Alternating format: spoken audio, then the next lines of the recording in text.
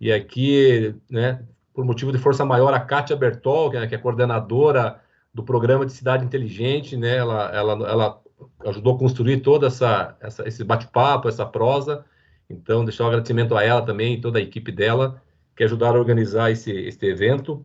E um agradecimento especial à Aline e à Larissa, aí, que estão aí, nos bastidores desse evento, né? Então, a Kátia, né, ela está liderando esse projeto, a gente já tem várias ações, é um dos projetos dentro da Secretaria de Ciência e Tecnologia, e aonde a gente vai procurar trabalhar aí várias provas de conceito, mínimos valores possíveis, né, produtos viáveis, aliás, projetos piloto dentro do conceito, né, da Smart City, dentro do conceito da cidade inteligente.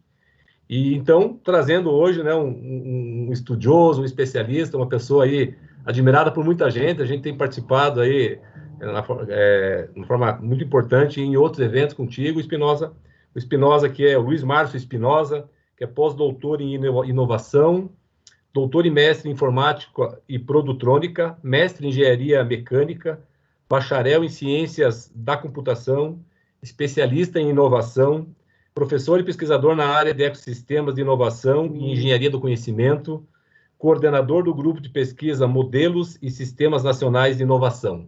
Então, que belo currículo, e eu sei que ele está sintético, porque tem muita coisa que você vem fazendo.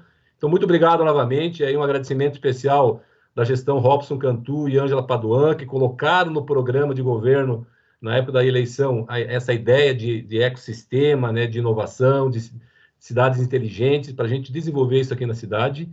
Então, e o meu boa noite e o agradecimento da toda a nossa secretaria a você, Márcio Espinosa. Então, passo a palavra para você, para a sua primeira fala. Muito obrigado novamente pela oportunidade.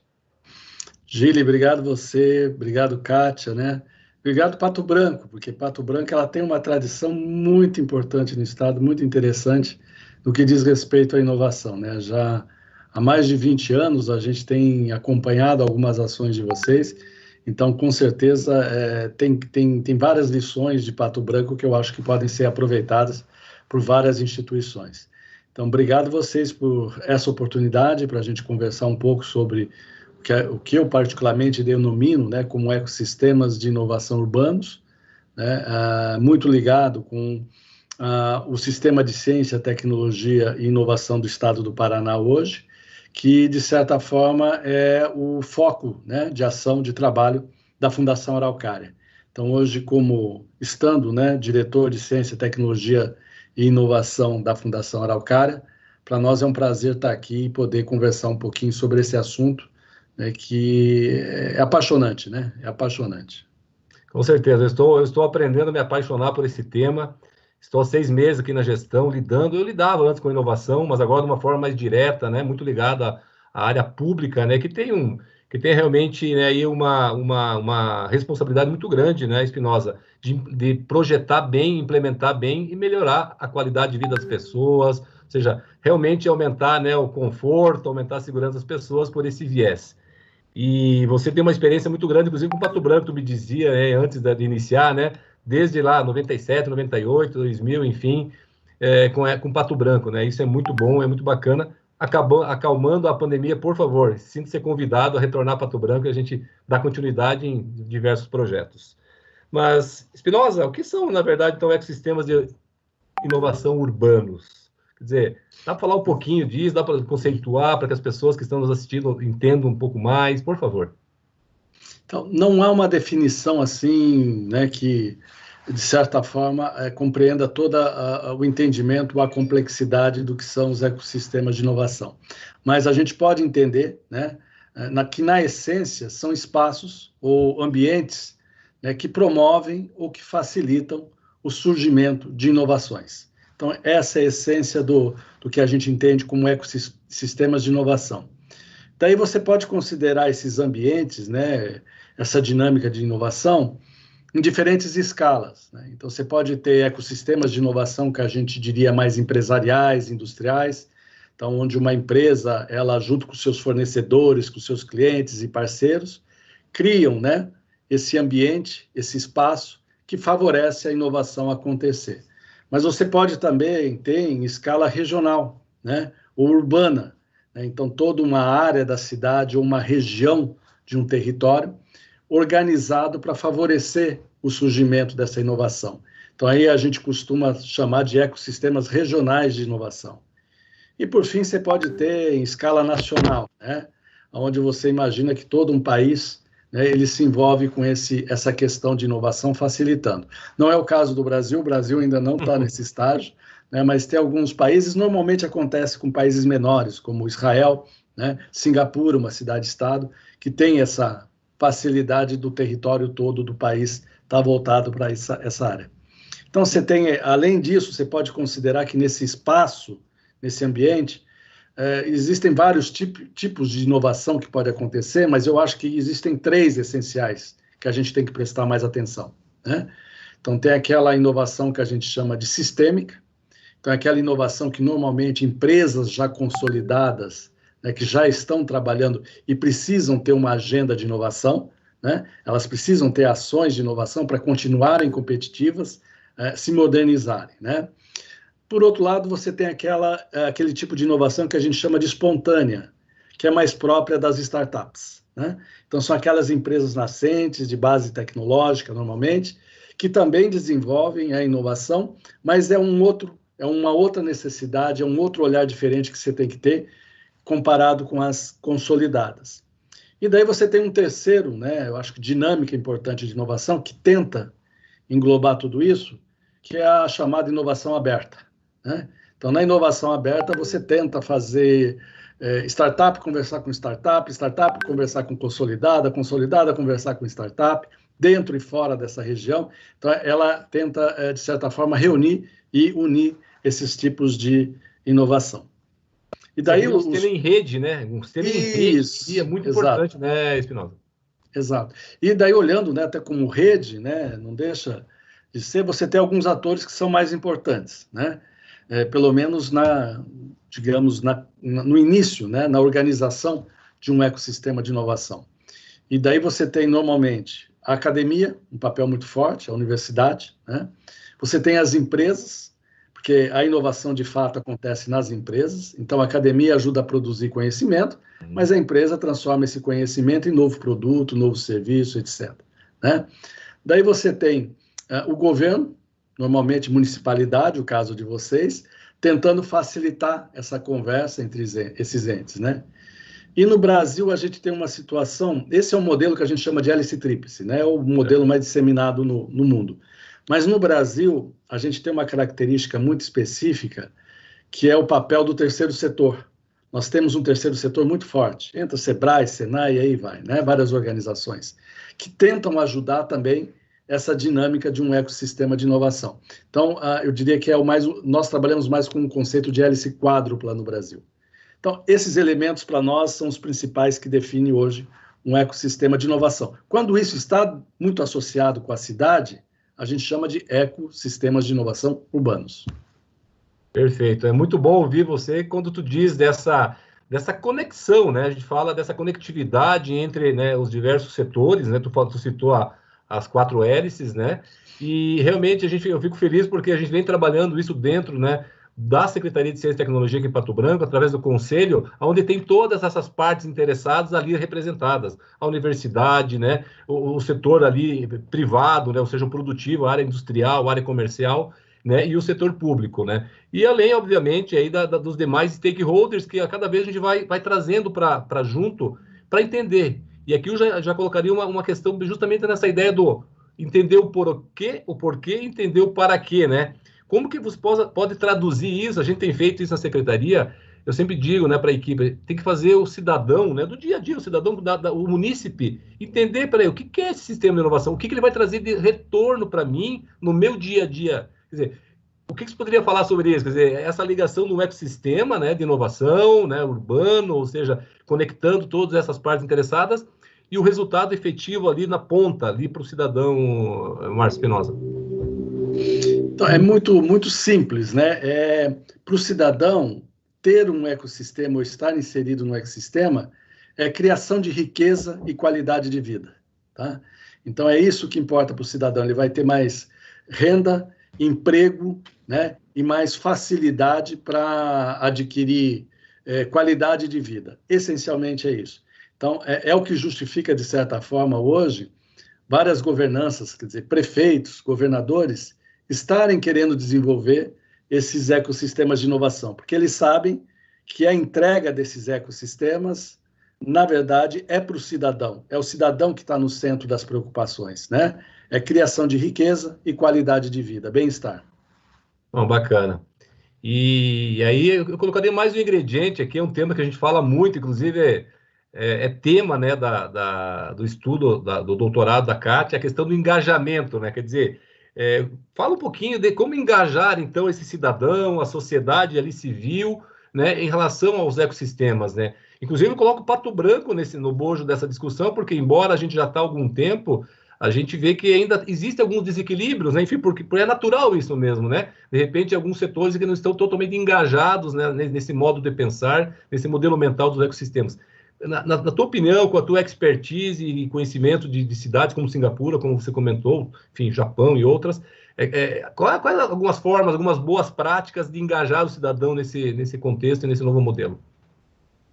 Então, eu acho que a primeira coisa que acontece, né, que deve acontecer quando você imagina ou tem esse propósito de organizar um ecossistema de inovação, é trabalhar o que a gente chama de cultura pró-inovação, né? Que é isso mais ou menos que você acabou de me perguntar. O que interessa para o cidadão?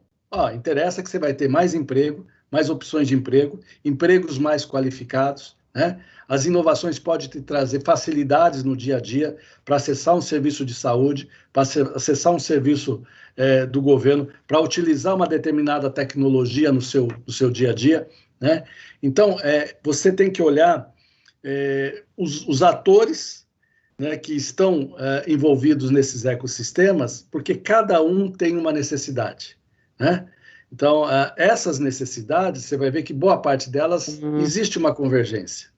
E essa convergência a gente volta para o início, é criação de riqueza e bem-estar, qualidade de vida, né? A empresa, ela tem que entender, né, e ela já entende, a empresa não é difícil convencer, ela sabe porque se ela não se mantiver competitiva, ela sai do mercado.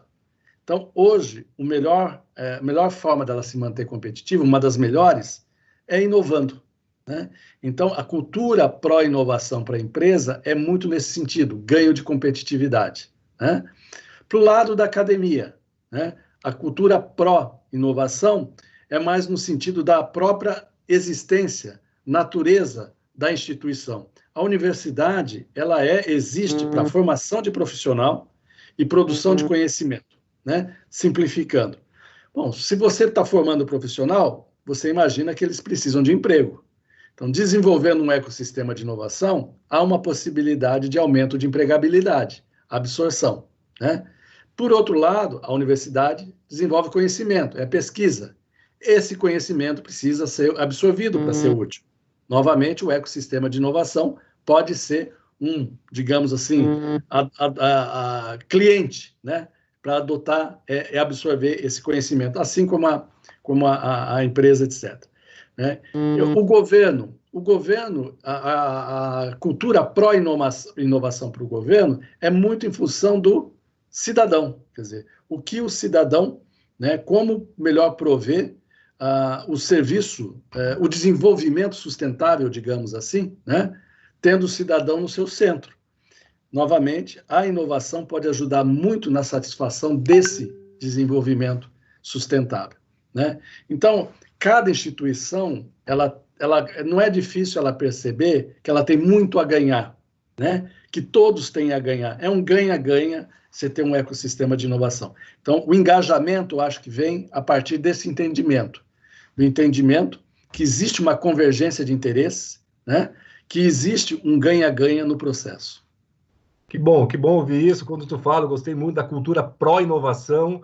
Você falou da questão da relação do engajamento com o benefício muito claro para todas as partes, o desenvolvimento de novos produtos por parte da empresa, a geração de pesquisa, de extensão e pesquisa científica pela universidade, e o aluno que sai de lá já com ou seja, um encaminhamento dentro da indústria, ou mesmo realmente no setor público, por que não assim dizer, a satisfação do munícipe, né, a hora que ele tem mais segurança, melhor saúde, melhor educação, ou seja, a prefeitura mesmo tendo uma redução do custo da máquina pública, porque com inovação é possível aumentar o valor agregado, a eficiência, né, operacional dentro, né, do setor público, que, enfim, precisa realmente focar muito nisso. Então, é muito legal ver essas questões assim que tu disse. A gente teve reuniões agora, recentemente, na posse do diretor-geral da UTFPR, veio o reitor para cá também, o Schiffer veio para cá, o Gilson Dietz assumiu. Fizemos uma reunião, Espinosa, no final do dia, e eu disse, olha, esse aqui é um exemplo de um bom modelo, de uma best practice, né? Estavam todos os setores representados na reunião, conversando no sentido, vamos, né, caso existam, derrubar as muralhas, trabalhar em conjunto com o mesmo propósito. Porque o processo ganha-ganha que tu diz, ele é muito claro, né? Você dizendo fica claro. É claro que a gente aqui também tem uma lição de casa para levar, inclusive, para aquele bairro mais distante da cidade e ele entender também vamos dizer, esse resultado, né, dessa cultura da inovação, que eu gostei que se disse, dessa cultura pró-inovação. E já fazendo no meio de campo essa cultura pró-inovação, o ecossistema, né, de inovação, né, urbanos, né, a relação disso, né, com as cidades inteligentes, quer dizer, como que a gente, então, conecta, né, isso e como é que a gente fala um pouquinho sobre isso, traz essa experiência, que, por sinal, é um projeto nosso, tenho certeza que muita gente está nos assistindo nesse momento, né, porque a gente realmente tem um desafio bem grande aqui, né? Pato Branco aí buscar aí um top 10 aí em alguns anos aí, cidade mais inteligente do Brasil, um top 10, o prefeito tem colocado isso para a gente, então gostaria de lhe ouvir, por favor. Eu diria assim que a relação, né, entre cidades inteligentes e ecossistemas de inovação, ela é simbiótica, né? Então, há uma troca, né, de benefícios, né? Então, quando a gente fala, por exemplo, de ecossistema de inovação, a gente está falando essencialmente que o principal insumo para fazer isso tudo acontecer, girar, são cérebros, né? É pessoal competente, são ideias. E os cérebros estão aonde? Estão no meio urbano, né? Então, eu diria que a cidade, ela provém o principal insumo para que os ecossistemas de inovação aconteçam. É o capital intelectual, que a gente chama, o capital social. Mas a cidade também traz desafios. Você vai ver que a maioria das inovações que a gente tem hoje no mercado são inovações que afetam o cidadão no meio urbano, né? Não são únicas, né? Mas ali, né, ali surgem boa parte dos desafios.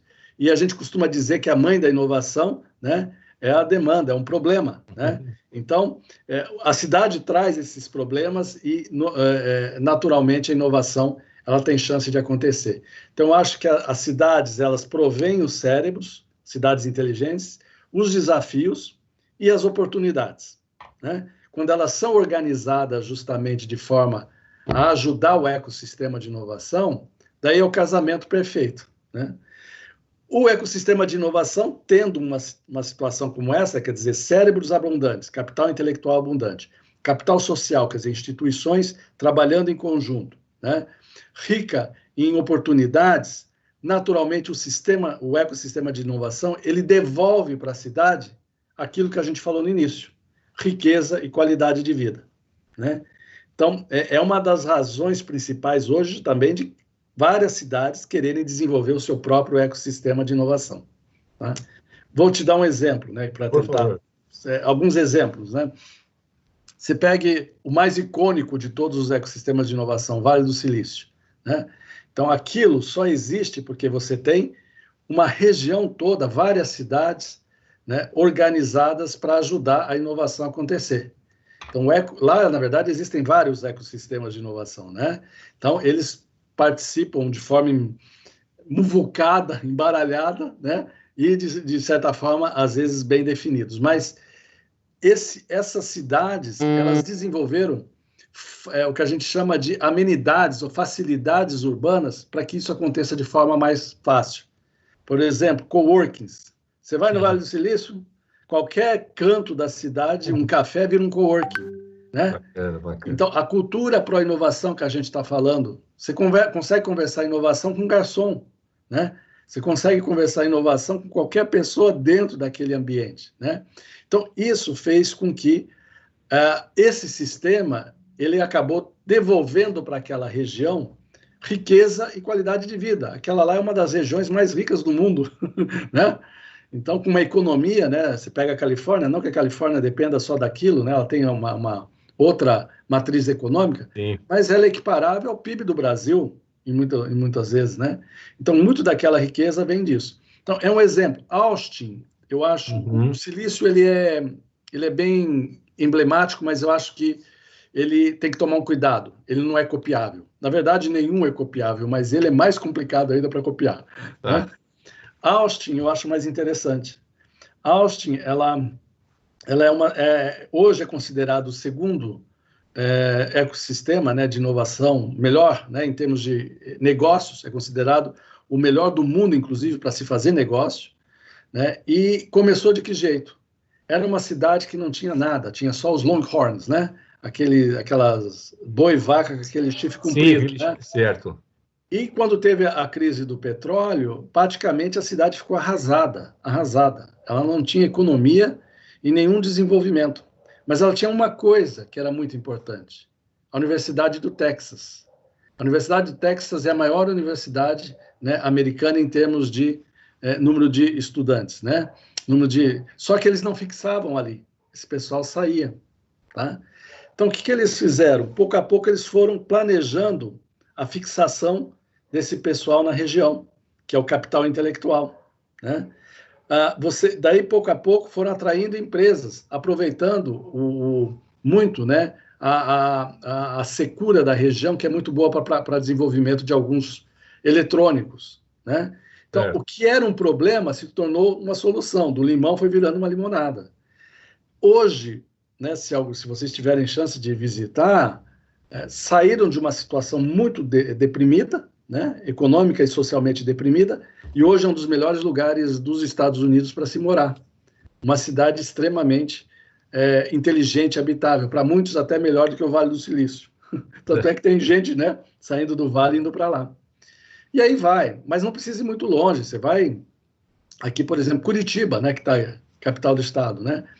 Curitiba, ela é referência ainda no mundo por questões de inovação, porque durante muito tempo ela alimentou esse ecossistema de inovação. Então, ela é considerada como uma cidade que já gerou várias questões, soluções urbanas, né, seja na mobilidade, né, os parques, né, o sistema de drenagem, etc. Isso porque sempre tratou, né, de aproveitar o que tinha em termos de capital intelectual e capital social, né, e uma busca de integração. Então, esses são alguns exemplos. Eu acho que quando você tem um ecossistema de inovação forte, num meio urbano, naturalmente você vai ter uma cidade inteligente. E um acaba alimentando o outro. Tá? Agora, você vê, tem outros e outros exemplos aí. Eu gosto muito de Singapura também. Né? Singapura tem uma história fantástica. Era de uma pobreza enorme. Singapura é uma cidade-estado, pequena, tudo bem, mas de uma pobreza enorme. Né? Eles não tinham nem água, eles tinham que importar água na época, né? E hoje eles compram terra para aumentar o território, né? Que cresceram. E toda essa mudança... Singapura, há 50 anos atrás, era isso. Era uma terra, plantação de arroz, de uma pobreza enorme. 50, 60 anos depois, ela está normalmente figura entre os 3 ou 4 primeiros PIB per capita do mundo. Do mundo. Nossa! Então, e para a vida de uma cidade, de um país, 50 anos não é nada. Como é que eles fizeram? Extremamente inteligente, uma cidade extremamente inteligente. Como é que eles fizeram toda essa transformação? Investido num ecossistema de inovação que eles tinham. Né? Foram pouco a pouco organizando esse ecossistema e hoje como eu disse, um dos maiores PIB per capita do mundo. Né? E aí vai. Sim, não, excelente. Eu, por mim, eu deixaria você falando, viu? Porque para não perder nenhum minuto, né, dessa tua vasta experiência. A Singapura, junto com Hong Kong, lá os tigres asiáticos da época, que realmente, né, revolucionaram isso lá nas décadas passadas, né? Mas tudo você fazendo um pouco a síntese do que tu traz, né? A importância, né? Tu fala capital social e o capital intelectual, a importância de você, né, formar a mente de obra, mais do que mão de obra, mente de obra, talentos. Pato Branco nós temos essa força, né, da universidade, temos que reforçar ainda mais. e engajar esses alunos, inclusive para criarem soluções, né? Muitas vezes tem uma questão vamos dizer, de divergir, né? A pessoa se forma em determinada área e vai atuar em outra. Então, esse ecossistema também ele tem esse propósito, né? Realmente a gente alocar as pessoas, as mentes brilhantes, né? Para resolver os problemas, né? Da indústria, da cidade. Então, é um ponto que nós estamos discutindo, Espinosa, nesse momento aqui na cidade. Criamos aí um comitê, né, sobre talento humano dentro da secretaria, por essa preocupação e para a gente preparar Pato Branco do futuro para esse talento, né? Porque a base dessa casa, digamos, chamada ecossistema, é a educação, é a formação, né, intelectual, e é muito interessante a tua fala na questão do capital social, que eu entendo daí engajar toda a cidade, toda a comunidade, né? Uhum. É bem isso, é bem isso. Se a gente perceber hoje, né, que a gente está vivendo na chamada economia do conhecimento, economia da inovação, para que isso aconteça, para que uma empresa, uma cidade se mantenha, né, engajada, produtiva nesse momento socioeconômico que o mundo está vivendo, né? A gente saiu do período industrial e hoje é chamado sociedade da inovação e do conhecimento. Para que você se mantenha nesse movimento, o principal insumo são os cérebros, são as pessoas. Então, por isso que investir nas pessoas talvez seja uma das melhores coisas que você pode fazer para organizar o seu ecossistema de inovação. Então, tendo bom sistema de ensino, né, não só ensino superior, né, mas ensino também antes do superior, todos eles. Então, apostar nas pessoas hoje é a melhor forma de você estruturar tudo isso.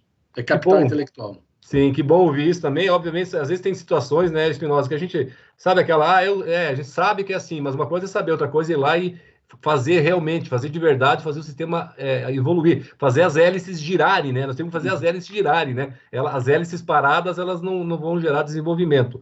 E é muito bom ouvir isso. Nós aqui em Pato Branco, né, sob a gestão aí do Pedro Robson, a gente tem investido muito, né, na educação básica, né? Agora mudando os modelos, né, colocando material de qualidade. Então, todo aluno hoje, Pato Branco, vai ter o mesmo material. O aluno da escola privada, da escola municipal, vai ter a mesma qualidade de material. Obviamente, os professores serão também preparados e corrobora, né? Isso, o que tu disse, corrobora com essa estratégia, né, do município. Que bom. Mas colocando ainda essa questão, né? Você já falou, né? Mas eu quero insistir um pouquinho mais, mas trazendo agora um outro viés, né? O viés a gente tem dito, né? Que a transformação digital, né, nessa economia, né, nossa nova economia, nessa economia digital, ela é fundamental e essencial. Mas não tem uma transformação anterior a essa, ou no mínimo simultânea, que é a transformação cultural, das pessoas entenderem, né? A gente falou um pouquinho do engajamento, mas eu gostaria aí, se me permite, que você falasse um pouquinho mais dessa questão, a transformação digital para e passo com a cultural, ou enfim, fala um pouquinho sobre isso, por favor.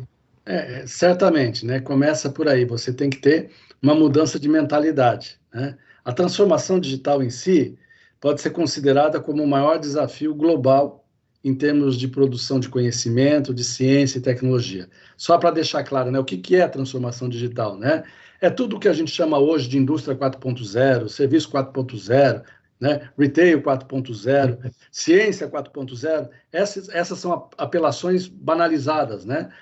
Debaixo da transformação digital. Então, a transformação digital hoje é uma grande demanda global para desenvolvimento social, econômico e, no fim das contas, humano, né? A humanidade está tendo que caminhar nesse sentido. Então, para que isso aconteça, tem estágios, né?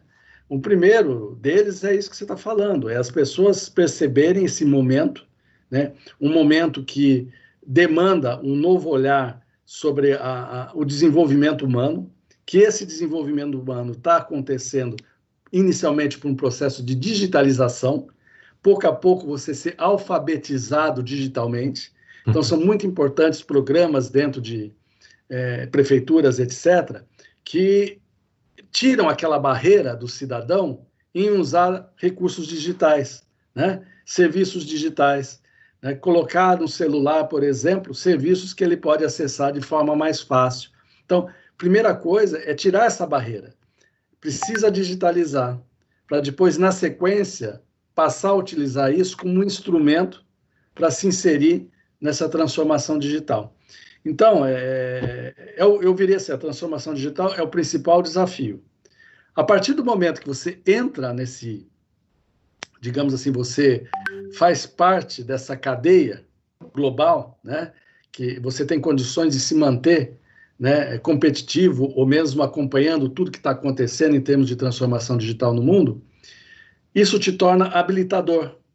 A transformação digital, para as cidades que incorporaram isso, ela habilita a cidade a continuar a acessar essas cadeias globais de desenvolvimento, né? Então, a transformação digital, ao mesmo tempo que ela é um desafio, se você resolve atacá-lo, ela passa a ser habilitadora. Então, como habilitadora, você consegue acompanhar desenvolvimentos globais hoje, que são aqueles mais interessantes, de novo, em termos de criação de riqueza, geração de emprego, renda, qualidade de vida para a cidadania, né, para o cidadão. Ganho de cidadania, né? Eu acho que, no final, uma cidade inteligente, para mim, é intensa em transformação digital, mas a transformação digital como meio, né? E o principal da cidade inteligente para mim, o que a gente chama de cidadania plena. Conceder ao cidadão, né, acesso qualificado em saúde, né, em segurança, em educação, né, e tudo isso pode ser facilitado mediante transformação digital, né? Então, as coisas estão interligadas. Cidade inteligente, ecossistema de inovação e hoje transformação digital, né? Então, se você entender esse contexto, você começa a desenvolver políticas públicas e ações para favorecer essa dinâmica toda. Perfeito. Você trazendo essa questão aí me remete a uma questão que a Kátia fala muito, né? Que tem as dimensões, né? Ou seja, você falou aí, tem que impactar na cidadania, né? Você tem que melhorar a vida das pessoas nos temas relevantes e essenciais dele no dia a dia, né? Ou seja, o viver bem, né? Ou se locomover bem, para falar da questão da mobilidade, a questão ambiental, né? Quer dizer, ou seja, eu estar inserido num ambiente inteligente, né? A própria questão que eu gostaria de ouvir um pouquinho de você também sobre isso, né? Embora você já tenha falado um pouco, né? Essa questão da governança, né? Ou seja, eu estruturar bem, né? Certamente, né? Tu citou Singapura, Austin e o Silício lá, né? A região lá, a Califórnia.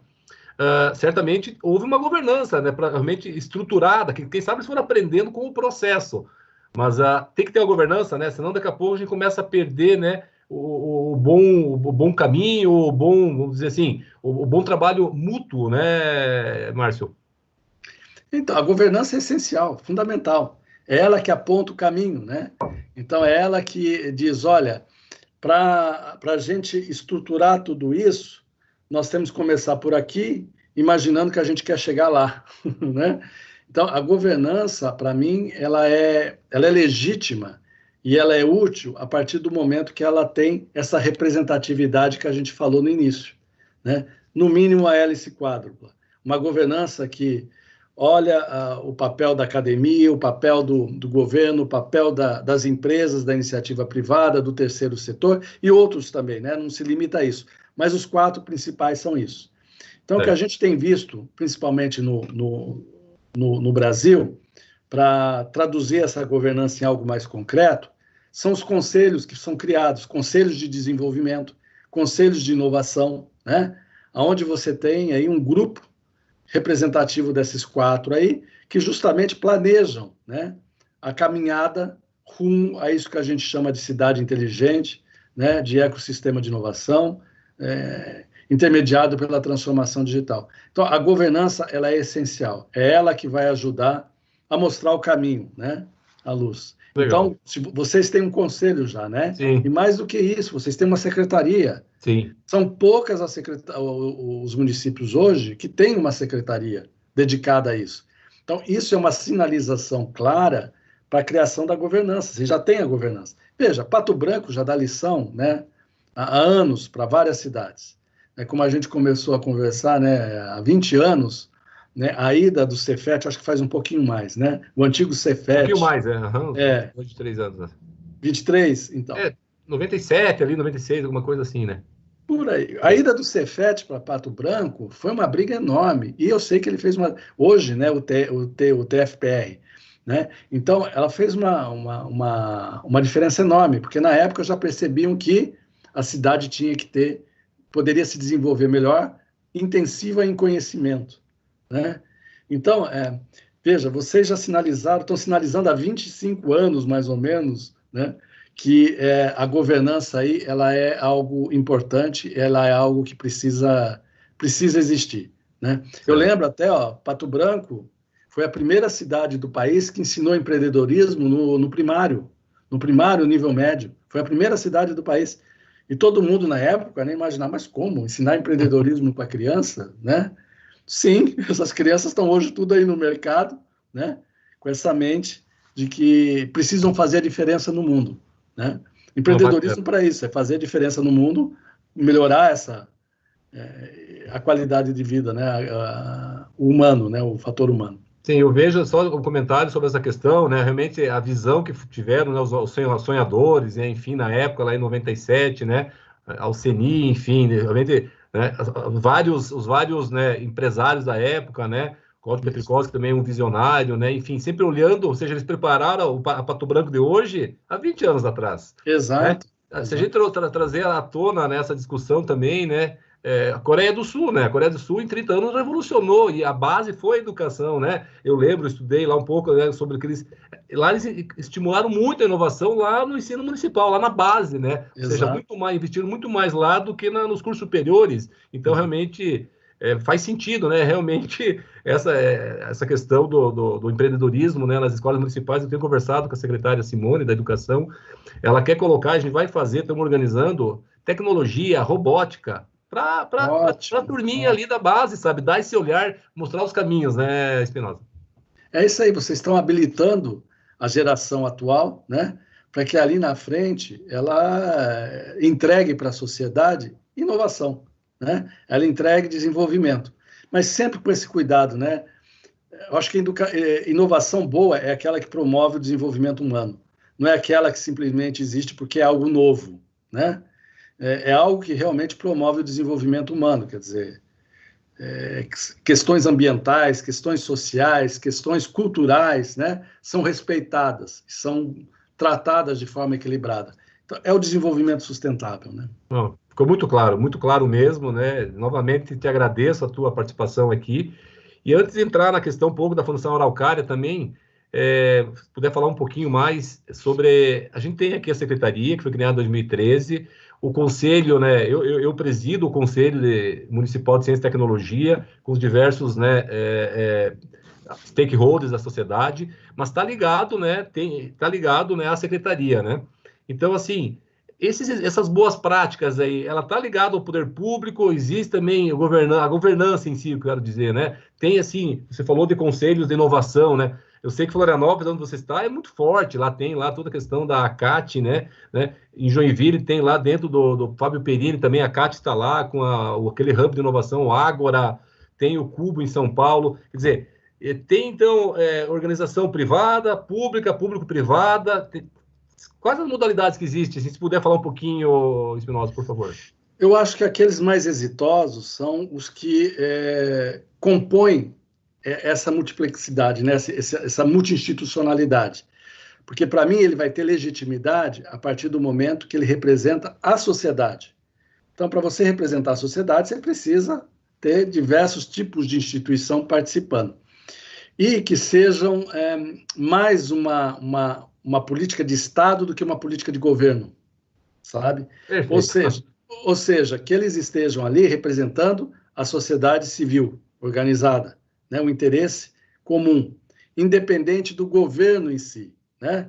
Então, o governo ele é partícipe do movimento, mas eu não vejo a governança, às vezes, subordinada ao governo, porque senão você não ganha continuidade, não ganha perenidade, né? Os conselhos que a gente vê aí tendo maior sucesso são esses que justamente há um equilíbrio das forças que representam a sociedade e o governo é um dos partícipes desse movimento. Perfeito.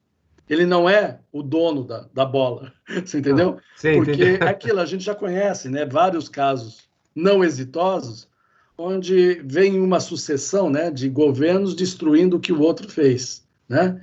Justamente. Então, por simples interesse político, às vezes. Então, quem sai prejudicado é o cidadão. Então, a governança, para mim, é aquela que se resguarda, né, como mais uma política de Estado do que uma política de governo, para ganhar essa perenidade. E tem que ser o mais representativo possível da sociedade civil organizada, né? Então, basicamente é o que eu vejo. E a gente tem casos, assim, exemplos muito interessantes. No Paraná, Maringá teve um dos primeiros conselhos de desenvolvimento, o CODEM, que foi referência para vários outros, inclusive para Curitiba. Porque na época de Curitiba, né, a gente estava criando também o Conselho de Inovação, nós nos inspiramos no CODEM. Olha Né? só. E veja, o CODEM ele é tão bem instituído, tão bem organizado, que vários governos já passaram por lá, mas o propósito, o direcionamento de desenvolvimento tem sido mantido. Você entendeu? Bacana. Isso eu acho que é muito importante. E eu complementaria, né, bem, né, o especialista aqui é você, mas a hora que engaja a sociedade, né, ninguém vai mexendo em algo que está dando certo, né, que é bom e que funciona, né, e eu gosto quando você fala, né, a gente fala aqui, né, junto com o prefeito, com toda a equipe, Pato Branco, nós temos que pensar em Pato Branco 2050 e quiçá Pato Branco 2080, né, mas bacana, muito obrigado por essa tua fala aí, ficou bem interessante. Sobre a questão agora, a gente falou, né, de inovação, falamos dos alunos, de incubação, de pré-incubação, e obviamente aí tem toda uma questão, uma necessidade de recursos, né, que a gente vai buscar, fundo perdido, bolsa, enfim. Como que a Fundação Araucária, então, Márcio Espinosa, ela vem trabalhando, ela vem apoiando esse desenvolvimento no bojo das coisas que a gente falou até agora? Bom, primeiro, né, o que é a Fundação Araucária, né? Sim, por favor. Ela é uma... porque às vezes, né, claro. A Fundação Araucária, imagina que a gente planta araucária, né? Não é bem isso a ideia, né? O nome é muito emblemático, mas a Fundação Araucária, ela é um braço do governo para ajudar o desenvolvimento da ciência e da tecnologia no Estado. Mais recentemente, principalmente nessa gestão, então, ela se voltou muito para a inovação, né? Então, nosso papel, como esse braço do governo, é ajudar um sistema hoje, no Paraná, composto por 7 universidades estaduais, 4 universidades federais, um Instituto Tecnológico Federal e várias instituições privadas, né? Então, o Paraná ele tem uma situação muito interessante comparada com outros estados. Esse sistema está muito bem espalhado no território.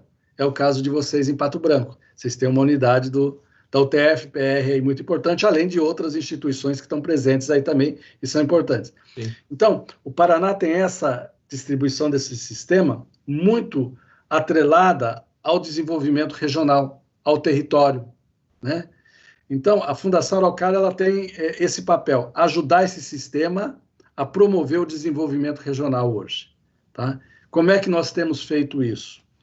Nós olhamos para o estado do Paraná e organizamos o estado em 9 ecossistemas regionais de ciência, tecnologia e inovação. Então, litoral, região metropolitana, né? o norte pioneiro, norte do Paraná, o oeste, centro-sul, né? E sudoeste.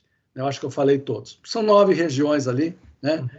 Cada região dessa, ela foi definida considerando a especificidade socioeconômica daquela região, né?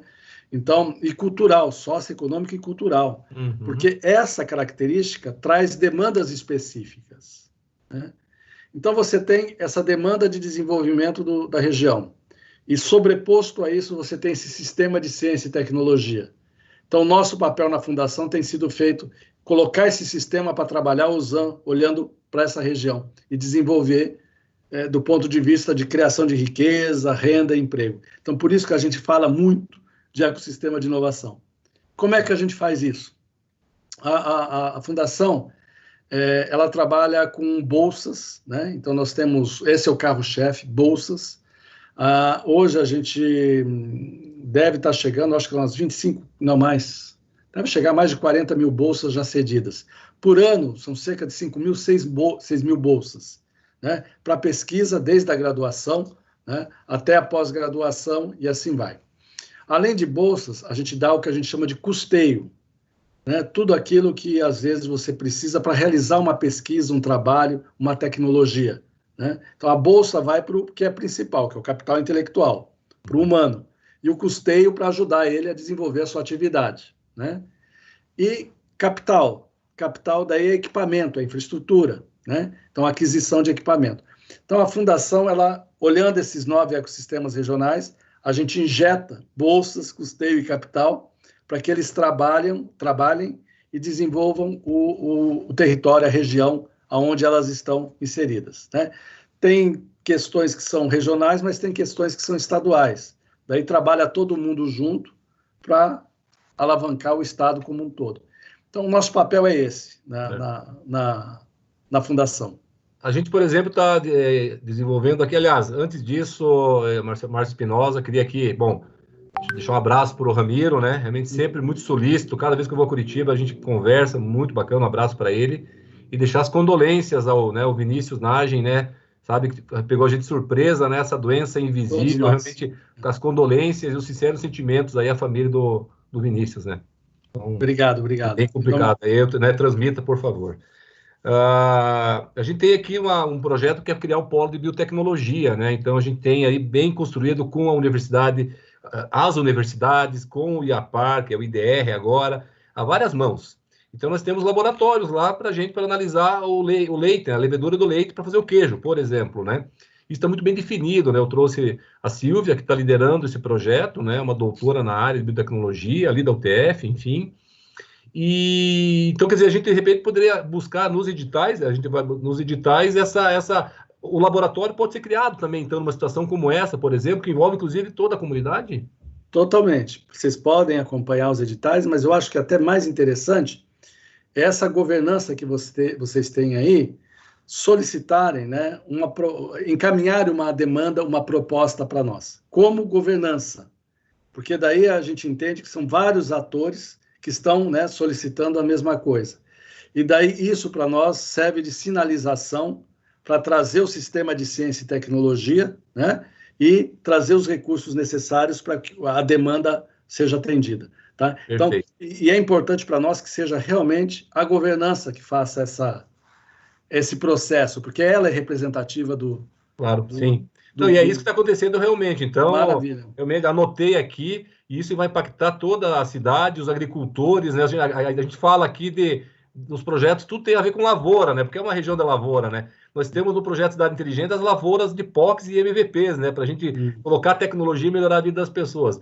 E na área de agro, né, de bio, a gente tem agregar valor às lavouras de milho, de soja, que é muito forte na região, mas com tecnologia, com laboratórios que hoje, por exemplo, tem alguns certificados que precisa, que tem que ir para a Itália, Espinosa. Então, eu vou fazer esse trabalho aqui, isso vem da governança, ficou muito interessante o projeto, e a gente oportunamente vai falar com vocês sobre isso, tá? Maravilha, maravilha. A gente está totalmente receptivo, de portas abertas, porque isso, na verdade, é o que nos faz cumprir a nossa missão, sabe? A fundação, a missão dela é isso, é atender demandas, né, de desenvolvimento regional, territorial, baseado em ciência, tecnologia e inovação. Então, a governança se manifestando para nós é muito legítimo, né? E a gente pode, daí, né, se utilizar não só dos recursos da fundação, mas do capital social que a fundação tem, né? Trazer outros parceiros, né, que a gente acha que pode ajudar. Um SEBRAE, como sempre, é parceiro de primeira ordem. A Superintendência de Ciência, Tecnologia e Ensino Superior é a nossa primeira parceira de atuação, né? A Superintendência... lá, realmente, falei hoje com o Pelegrina, perfeito, ótimo. A Superintendência Geral de Inovação, que é outra pasta, né? A gente traz para o processo. A Casa Civil hoje, para a Casa Civil, essa é uma prioridade enorme. Então, a gente consegue trazer outros atores para atender a demanda de forma mais sistêmica. Ótimo, perfeito. Tu falou do Sistema S, eu participei do Sistema S, fui um senaiano em Joinville, aprendi muito. Aqui o Senai, né, o SESI, o SEBRAE, e aí eu incluo também o SENAC, né, eu digo que é o S de sabedoria que a gente está sempre agregando junto com a gente nesse desafio. Eu colocaria SEBRAE, SENAI, as casas, né, das federações, como hoje eu acho que um dos principais atores para promover e nos ainda assegurar, né, competitividade no país. Né? Então, eles fazem um trabalho fantástico, fantástico. Ótimo. A gente está quase encaminhando, né? Olha, quando a conversa é boa, ela vai mandar rápido, hein? Então, eu tenho mais algumas questões aqui, né? O que a Fundação fez, e aí, se puder falar de alguns exemplos, algumas práticas aí para enfrentar o Covid-19, né? Assim, puder comentar um pouquinho, por favor. Olha, nós tivemos várias ações, mas eu acho que a mais importante e significativa foi em parceria com a Superintendência de Ciência, Tecnologia e Ensino Superior. Na verdade, eles que idealizaram, né? Foi toda a criação de uma rede muito baseado na extensão das universidades, para fazer frentes de enfrentamento, né? Então, a gente mobilizou várias universidades, principalmente as estaduais, mas as federais também, para que elas pegassem, constituíssem equipes, né, formadas por médicos, enfermeiros, estudantes, né, e atuassem, por exemplo, em fronteira, para fazer o controle sanitário em fronteiras, né, que é um problema enorme de trânsito aí, sanitário. Nos laboratórios, né, nas unidades de atendimento de saúde, né, porque houve naturalmente um aumento de atendimento enorme e o pessoal não conseguia dar conta. Então, iam equipes lá. Outro, dentro de prisão, né, dos presídios, fazer uma assistência porque o nível de contaminação era muito alto. Então, foram criadas 4 frentes aí debaixo de um programa principal de enfrentamento da Covid. Então, isso aí mobilizou quase 15 milhões, 16 milhões da superintendência, da fundação e da Itaipu. A Itaipu foi grande parceira, ela percebeu aí uma possibilidade de dar sua contribuição também e investiu praticamente 5 milhões de reais nesse processo como um todo.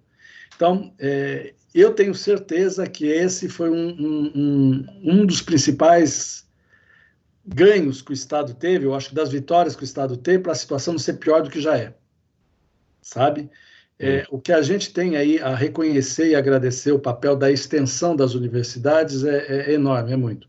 Eles foram para a frente de batalha, foram professores, foram alunos, foram funcionários, sabe? Quando a gente nem sabia direito o que era a doença, sabe? Então, esse daí foi uma ação bem grande, envolveu, como eu te disse, praticamente todas as estaduais, né? Outras formas de enfrentamento, daí mais ligado à inovação. Nós abrimos alguns editais, algumas chamadas, para que empresas que tivessem alguma solução rápida para ajudar no enfrentamento da Covid, elas pudessem fazer o pivotamento, por exemplo, né? Então, produção, às vezes, de alguma coisa, uma nova máscara para respirar oxigênio, eu lembro que surgiu coisas como essa, né? Sim. E, então, foi uma outra frente de enfrentamento, né? Ainda hoje, a gente tem algumas ações importantes e mais agora focadas no mapeamento, né? No mapeamento genômico das cepas que estão circulando no país. Então, inclusive, vizinho de vocês, né? Guarapuava ali tem um centro, eles estão organizando um ecossistema de inovação chamado Vale do Genoma, né? E uma das atividades do Vale do Genoma, em parceria com a UEL Londrina também, porque acaba conectando um monte de gente, né? É esse mapeamento genômico, esse acompanhamento genômico da Covid no estado, porque fazendo esse acompanhamento, você consegue melhor se preparar para enfrentar a danada, né? Sim, sim. Então, essas são algumas frentes, quer dizer, na extensão, na pesquisa pura, vacinas, por exemplo, a gente está apoiando agora o desenvolvimento de vacinas, vai apoiar, não sei se já começou, mas deve começar em breve, investimentos lá na vacina da Federal, né? Então, são diferentes frentes que a gente tem atuado aí na Covid. Que ótimo, mas parabéns sempre, mesmo. Mas sempre, Gili, é aquilo, nosso papel é a ciência, a tecnologia e a inovação atuando, sabe? Que é onde a gente entende... Atacando as dores, é verdade. Não, que bacana, parabéns, Espinosa, parabéns por todas essas ações, né? A gente, sintetizando um pouco o que tu disse e o que a gente pensa dentro da secretaria, a gente tem que preparar as cidades, né, de forma geral, nós em especial aqui Pato Branco e a região, para ter água potável, comida saudável e vacina, porque realmente os vírus e as bactérias vão chegar. Tanto é que dentro do polo de biotecnologia tem uma linha, além de engenharia biomédica, engenharia de alimentos, produtos vegetal e animal, tem uma linha que a gente está trabalhando com laboratórios na área de fármacos, de medicamentos. A gente apresentou, inclusive, para o Marcos Pontes lá, né? Ele falou, Gil, nós temos que cuidar, preparar o futuro, porque a gente vai ter, sabe, a vacina, não podemos depender, né, de outros países. Nós temos aqui capital intelectual, Quem sabe matéria-prima não temos todas, né? Mas nós temos que, então, nos preparar, né? E quando tu diz que tem essas frentes de trabalho aí, é muito gratificante, viu? Estamos quase chegando ao final, né, Espinosa? Agradecer novamente. E agora uma última questão, uma recomendação sua, né, enquanto, né, profissional, né, uma pessoa realmente entusiasta, né, e que tem esse conhecimento também dentro dessa bela instituição que é a Fundação Araucária, uma orientação para os gestores, né, que têm as ideias, os projetos, para buscar vocês. Qual a orientação que você daria para os gestores nossos, das universidades, da secretaria, os gestores aí que lidam com inovação? Olha, para vocês especificamente, eu acho que vocês já estão fazendo boa parte da lição de casa, tá? Como eu disse para vocês, tem uma secretaria dedicada à inovação, tem um conselho formado, né, com essa representatividade, olhando para a inovação. Ativos que vocês têm regionais, como a UTFPR e outras instituições, etc. Eu acho que vocês estão no bom caminho. Mas duas lições, né, que a gente entende, ecossistema de inovação sempre é muito baseado no contexto, tá? Então, por isso que tem que tomar cuidado e, às vezes, tentar copiar algumas coisas. Eles são baseados no contexto, né? Olhando o que tem de especificidade na região. Então, mais algumas coisas que eu acho que a gente pode, que são comuns, é incrementar cada vez mais a cultura pró-inovação, né? Quer dizer, fazer esse trabalho de convencimento realmente, e não é difícil, porque rapidamente eles percebem que todo mundo ganha, né? Mas precisa ser feito, é um trabalho de convencimento que precisa ser feito. Daí, uma segunda elemento, até está num artigo meu, quais são os 5, né, coisas que a gente considera mais importante, é a profissionalização em termos de gestão da inovação, né? Então, realmente, você constituir uma rede de atores que considere a inovação como algo realmente que possa ser gerido, né, que possa ser tratado, desenvolvido. Então, uma rede de gestores de inovação ajuda muito, muito. Sim. Esses diferentes representantes, sabe? Então, é investir de novo em pessoas, né? É investir em pessoas no primeiro, é investir em pessoas no segundo, né? Não tem jeito, né? Tem que ter pessoas, né, Espinosa? Não tem como escapar das pessoas. Não tem. Que bom que é assim. E daí eu diria uma terceira sugestão, é o que vocês também já estão fazendo, é organizar uma governança, né, uma sociedade civil organizada, né, que assegure essa bandeira, né, a bandeira da inovação, né? E uma quarta aí que eu acho também que é importante, que a gente vê como vocês têm essa preocupação grande com cidade inteligente, é você casar a política de desenvolvimento urbano com a política de desenvolvimento de ciência, tecnologia e inovação, né? Então, às vezes você tem 2 conselhos separados, né? Um conselho que olha para a inovação e outro que olha para o desenvolvimento urbano, mas você aproximar esses 2 conselhos. De novo, os 2 têm muito a ganhar, tá? Então, na prática, por exemplo, um plano diretor, né, que hoje as cidades são obrigadas a desenvolver, nesse plano diretor, que normalmente trabalha questões, características urbanas, também olhe para essas características urbanas que favoreçam a inovação, favoreçam a ciência e tecnologia. Daí você, acho que facilita bastante. Então, ter essa possibilidade desses 2 tipos de governança, o conselho conversar, eu acho que são muito importantes. Eu acho que é isso. O resto, né, é muito assim, baseado no contexto, né? É coisas que vocês mesmos têm que descobrir por vocês a melhor forma de fazer. Mas tendo a pessoa como centro e apostando nas pessoas, no capital intelectual. Tá joia. Espinosa, muito obrigado, né? Está convidado aqui a vir a Pato Branco, né? Vou cobrar. Logo a gente vai organizar isso. Ricas sugestões, ricas discussões, né? Exemplos que tu trouxe para a gente.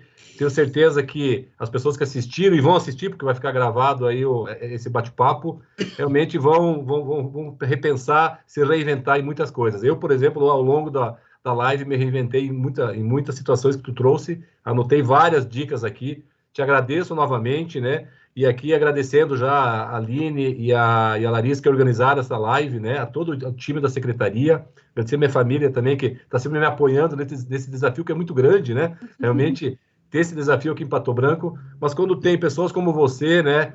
O professor Ramiro, né? Toda a equipe da Fundação Araucária, da SET, enfim, junto com a gente realmente consegue avançar bem. Obrigado e até a próxima, né? Só fala, por favor, fala final. Obrigado, Gili, obrigado, Kátia, pelo gentil convite, as meninas que nos ajudaram aí a desenvolver tudo isso.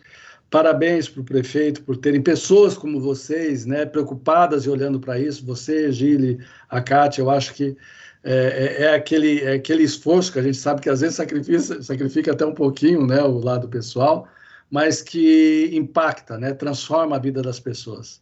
Hoje eu tenho certeza que é uma das melhores opções de desenvolvimento humano, né, sustentável, é apostar nessas questões de ciência, tecnologia e inovação, é investir nisso. Então, parabéns ao prefeito pela própria política que ele está desenvolvendo, pelas pessoas que ele reuniu no entorno dessa política para conduzir o processo. Tá ok? Legal, muito obrigado. E para finalizar, parafraseando Aristóteles, né, a inovação, né, assim como a educação, tem raízes, né, amargas, né, mas os frutos são doces, né, com certeza. Né? Obrigado, Espinosa. É isso aí. Fique bem, tchau. Um abraço.